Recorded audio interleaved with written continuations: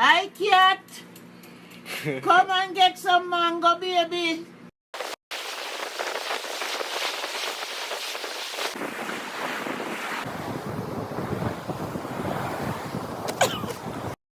One, two, 1, 2, 3.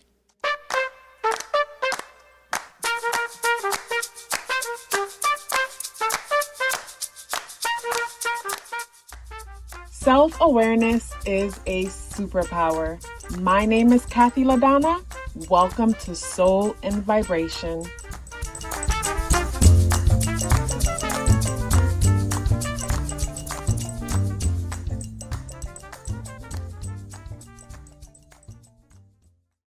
I hope the free thinkers are doing well. And if you're not doing well, I'm happy to remind you that you are the most powerful person that you know. You are the most powerful person that you know because only you can create your reality.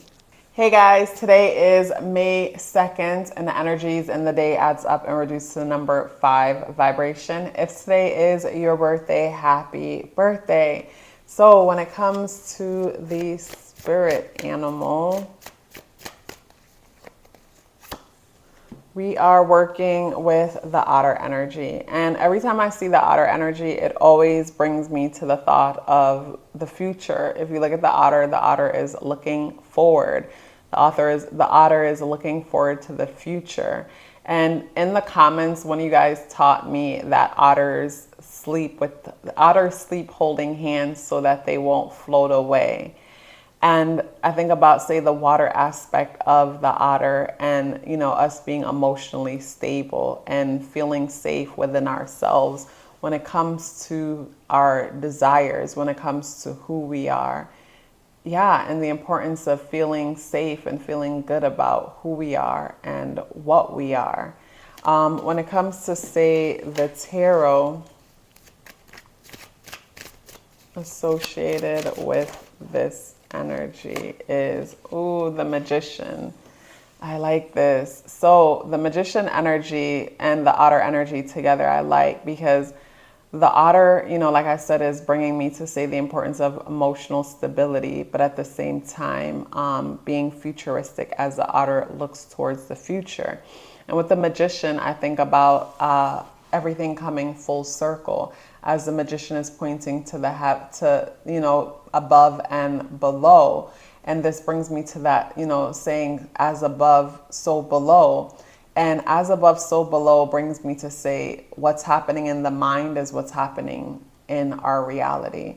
If within our mind we feel like life is not fair, then our reality will confirm that. Whatever is happening in our mind is what's happening outside of us. So this energy brings me to say how important it is for us to constantly become aware of what's happening within the mind so that we make sure we're doing a good job of creating our reality just by observing how we're feeling, because what we're feeling reflects what we're thinking, and together that's creating our reality. So with this energy here, the magician brings me to say, how everything comes full circle when it comes to magic. And the day does add up and reduce to number 5 vibration. And the number 5 deals with sudden and unexpected change. And I always think about how the number 5, the chaos of the number 5 aids in magic. Because like I was saying in yesterday's message, I realized that to be authentic means to be non-experimental. And that came to me when I asked myself, because I've learned to make a habit of asking myself questions and then letting the answer come to me. And I asked myself one night, am I authentic? What does it mean to be authentic? How can I be authentic? And before waking the next day, a thought came to mind. To be authentic is to be non-experimental.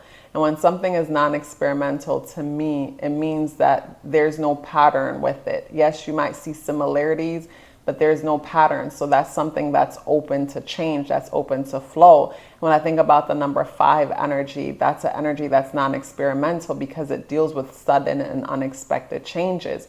And through sudden and unexpected changes, that's when magic happens. Through sudden and unexpected changes, we feel like, oh, a person or ourselves experience overnight success. When no, there was work that a person have been doing and building on themselves or whatever it is that they were building before. But then through a sudden change, it appears that something sudden and unexpected happened.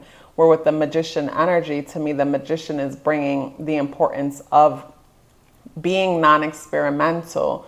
So this is where we're open to change because we don't try to fit ourselves in a box and keep ourselves one way in order to fit into social definitions of success and social norms and things like that. When I look at the magician energy, you look at the pentacle, you know, all of the elements come together and how all of the elements are needed for magic. So you look at, say, the pentacle. The pentacle brings me to, say, system. You need a proper, or let me start over. So first, bring our attention to the sword. The sword is the mind. There's an idea. You know, you have an idea of something you want to create, you want to manifest. Then there's the cup. There's a way you feel about this idea that you want to create, that you want to manifest. Then there's the wand. You take action on this idea, but you're not just taking action. With the pentacles, there's a system to the way you take action, but your system is flexible. So there's a system, there's a pattern to what you're doing, but at the same time, you're flexible because you have discernment and you're open to the change that the universe will bring in, you know? So you're ready to switch direction whenever you need to, instead of, say, a person, they're so fixated on whatever it is that they're doing that they're going around in circles. So instead of going around in circles, you're spiraling up towards the direction that you're going. So to me, there's a difference between going in circles and spiraling, because when you think of a spiral, the spiral is moving in a direction, you know, as it's going around in circles. So we want to spiral in a direction. And when I think about spiral, it brings me to Pluto energy, and Pluto energy deals with death and rebirth. And if we're open to death and rebirth, then there's a nice spiral happening. But if we're not open to change, then there's a circle. We're stuck in a loop. So when it comes to, say, the energies for today, Tuesday is the ruler of the day, and Mars is ruled by Tuesday. You know, Mars rules over the energy, and Mars is in Cancer. And Mars is in a place where it's not able to operate the way it would like, because Mars is a fiery energy that's very aggressive. And in Cancer, Cancer forces Mars to move in a way that's indirect, in a way that is unassuming, in a way that is a bit passive aggressive passive aggressive, indirect, and unassuming, in a way that's very secretive and private. So with Mars being the ruler of the day and in Cancer, you know, to me, I feel like when it comes to, say, interactions and things could be or seem, you know, a bit, what's coming to word is like modest. That's what's coming to mind, where it's like you might find yourself being modest when it comes to, say, what it is you're doing or how you're moving towards something. Or if someone asks you about something that you're working on, you might be modest in your response, opposed to like coming out and saying, I'm great at this. It reminds me of, say, the Japanese language. So I had bought this thing called Pimsleur to learn Japanese a long time ago, and I started, but I wasn't consistent. I learned some things, but I wasn't consistent with it. And one thing that stood out to me about the culture was whenever someone compliment you, you're supposed to play it down. So if you say to me, wow, you speak Japanese real good, I might say skoshi, like a little, not that good. I don't speak it that good, even though I might know I speak it great. And I think about when you're dealing with people like that, wherever you think they are, just assume that they're way further than what they say they are. So say you assume they're at a level 4 because of where they should be based on where everybody else is. With their modest way of being, assume that they're at a 10, even though they appear to be 4.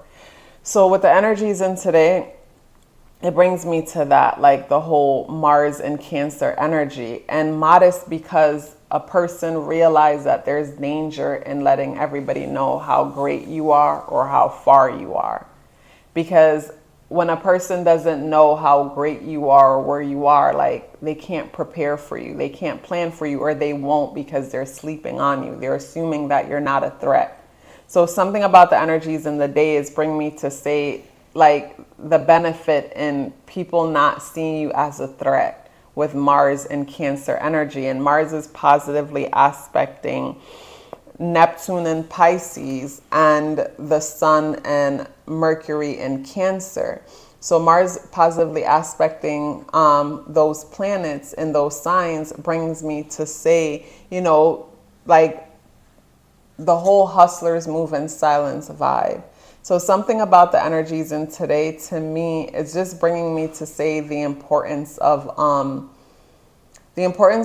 knowing that you have the power to create your reality. Keep looking forward when it comes to the future and what it is that you're creating. But at the same time, just because someone else isn't bragging about how well they're doing doesn't mean they're not doing well. And that might go for you too. You know, not feeling the need to tell everybody how well you're doing. Mars does square Jupiter in Aries.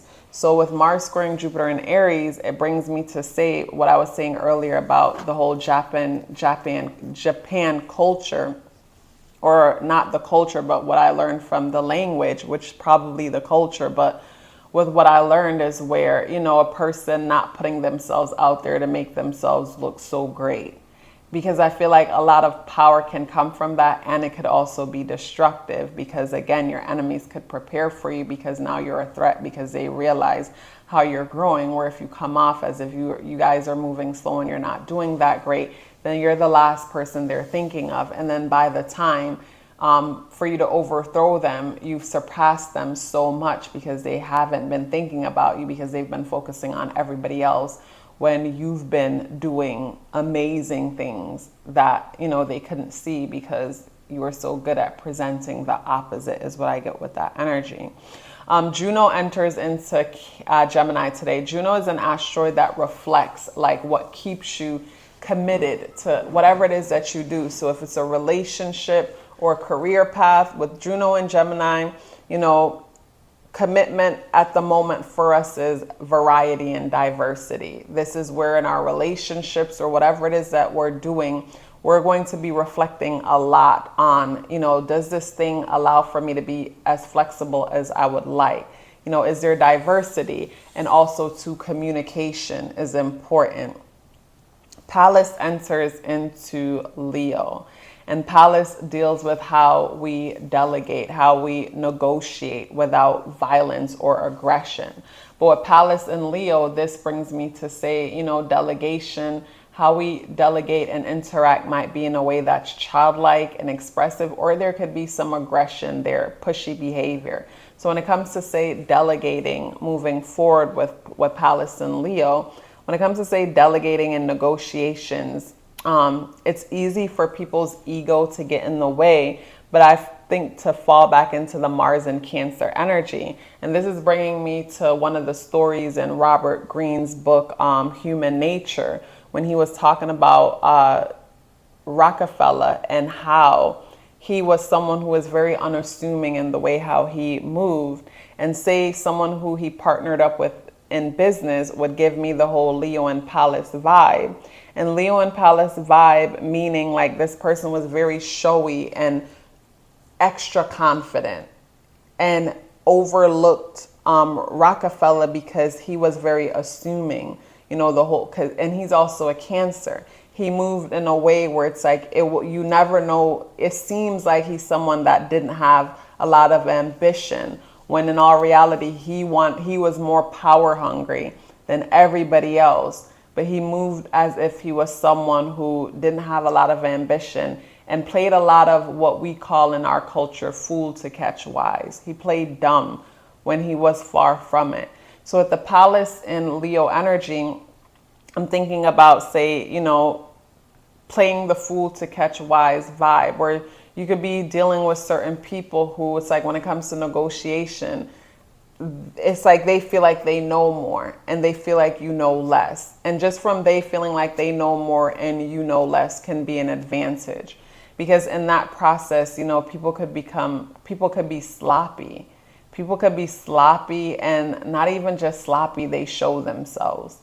And from them being sloppy and showing themselves, it gives you an advantage because you have a clear idea of what it is that you're dealing with. With the day being the 2nd, the number 2 energy is very sensitive, emotional, and one where we try to bring and keep things together out of fear of being alone. And then the day adds up and reduces to the number 5, which deals with sudden and unexpected changes. So say on a day like today, if a person feels incomplete or alone or whatever, you could find yourself overeating or overstimulating yourself in order to keep your company.